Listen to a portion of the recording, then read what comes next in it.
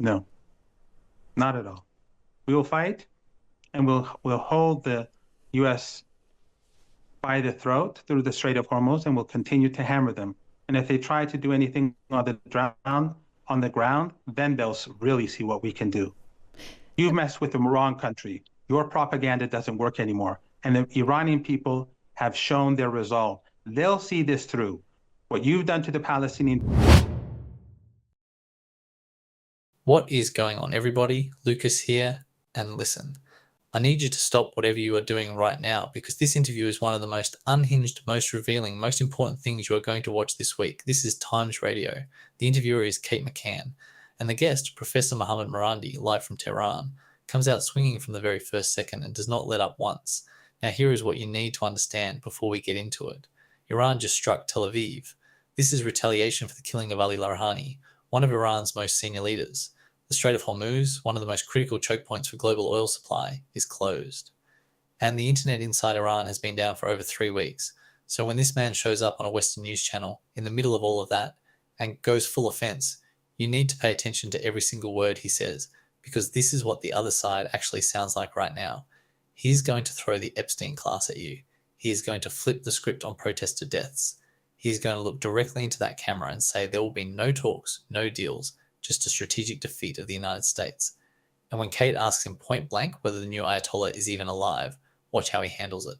If you are not already subscribed to this channel, right now is the time, because this is exactly the kind of conversation the algorithm does not want you to sit with and actually think about.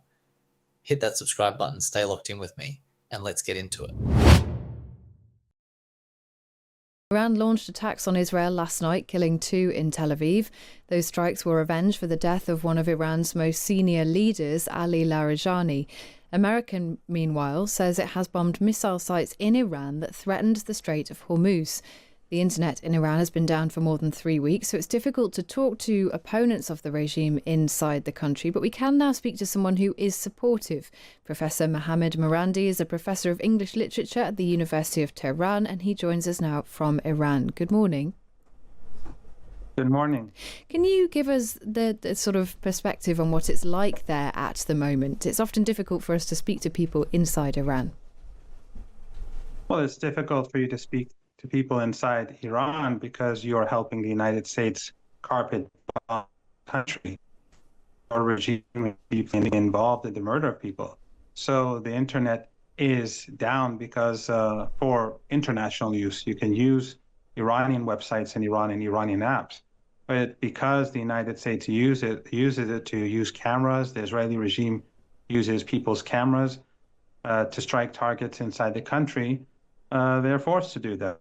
And I use because it belongs to a studio in Iran. You asked me to be on your show, and I came on your show. So it's because of aggression and murder and death and destruction that your governments bring about that this is the situation.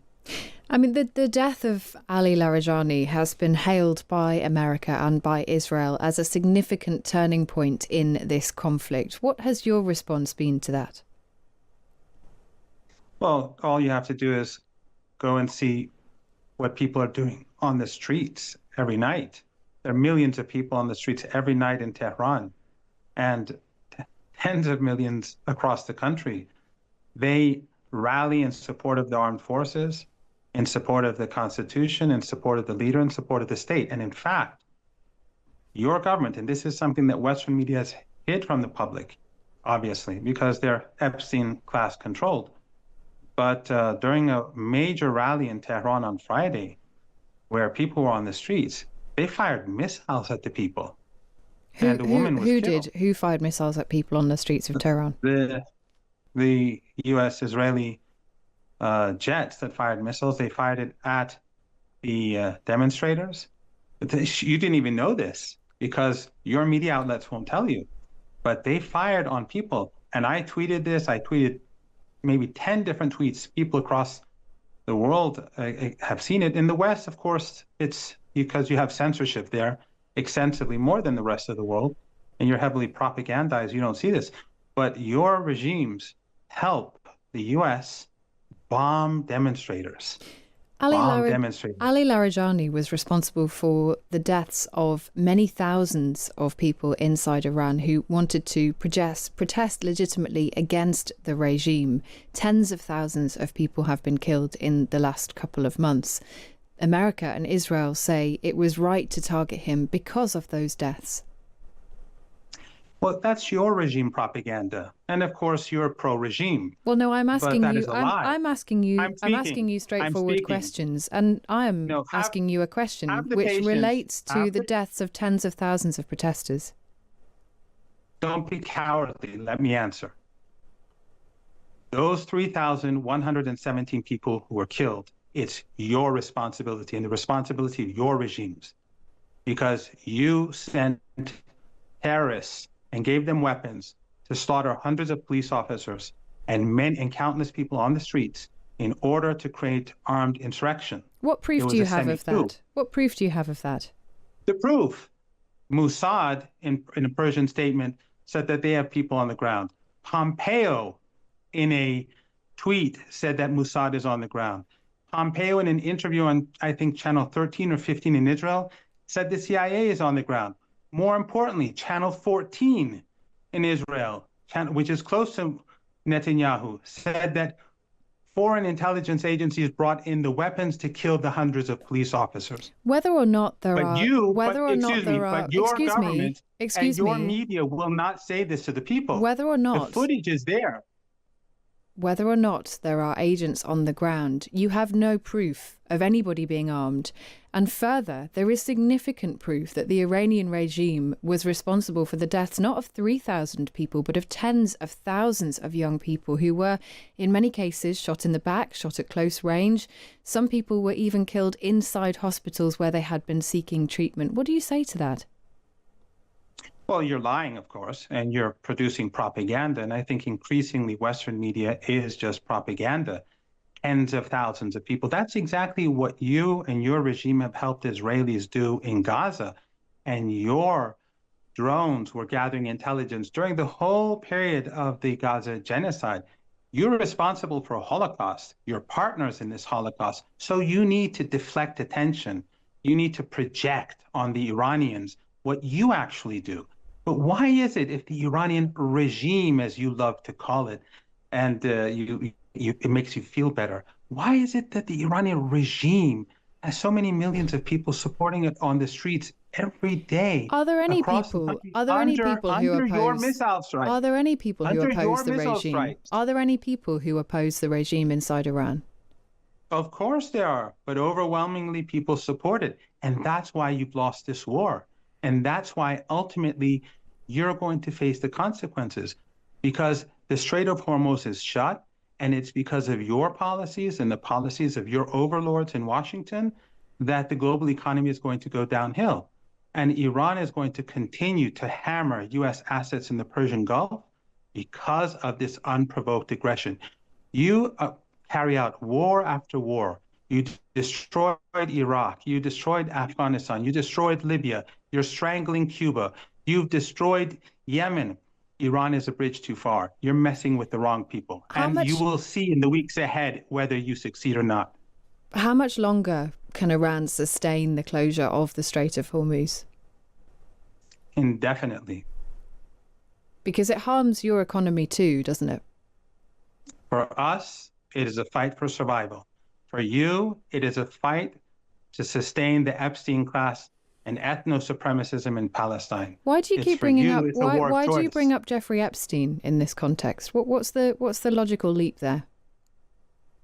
It's very clear. It's very clear what class of people are in charge in your countries. That class of people are the people who have control. They're the ones who own the media. They're the ones who control the government. They are the ones who start unprovoked wars time after time. This is not the first war that you've imposed upon this region, or Iran for that matter. And we just saw yesterday a key American anti-terrorist official resigned, saying the truth that we all knew, but you tried to hide. And that is Iran was no threat to the United States, and that this war was carried out because of the Israeli regime and its powerful lobby.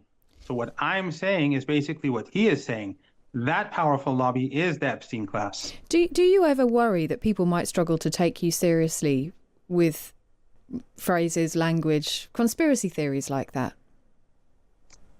Well, that intelligence officer basically said what I am saying. And I think that people don't really take you seriously. And as time goes on and you continue to help B-52 bombers carpet bomb Tehran and people in this neighborhood, and they're seriously dead. Take that seriously. They die. You don't care, but we do. What's the way out as here? you do that, What's the way remember, out here, Professor? How does this end? What's the way out? a strategic defeat to the United States under Trump. And what does that look like? You'll see in the weeks ahead. Is there a deal possible? Is there a chance of talks between the two sides at this point? No, not at all. We will fight, and we'll hold the U.S. by the throat through the Strait of Hormuz, and we'll continue to hammer them. And if they try to do anything on the ground, then they'll really see what we can do. You've messed with the wrong country. Your propaganda doesn't work anymore. And the Iranian people have shown their resolve. They'll see this through. What you've done to the Palestinian people, to the Iraqi people, to the Cuban people, to the Venezuelan people, we are running out of time. We are running out of time. To the Iranian people. Can I ask you about the new Ayatollah? There are reports here that he is dead, that he was killed in an attack that killed his father. Have you any proof that he is alive and well? You can make all the claims that you want. After all, that's what Western media does. No, it's a simple question. I'm just asking whether there's any proof. Not everything's a trick. I'm asking whether there's any proof that he is still alive. There are some reports he's dead. Yes, there are some reports that he's in Russia seeking treatment. Is he in the country and is he alive and well? That's a ridiculous claim to say that he's in Russia seeking treatment, or he's dead in Iran, or he was killed already. That just shows that these are just your narratives. He's leading the country, and the U.S. empire is collapsing, and the world has turned against you, and your regime is part of the carpet bombing. You helped the carpet bombing in Tehran and across the country, and the world will not forget what you did.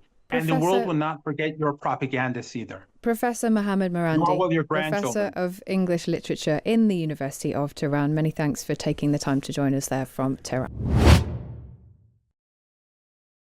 A strategic defeat of the United States.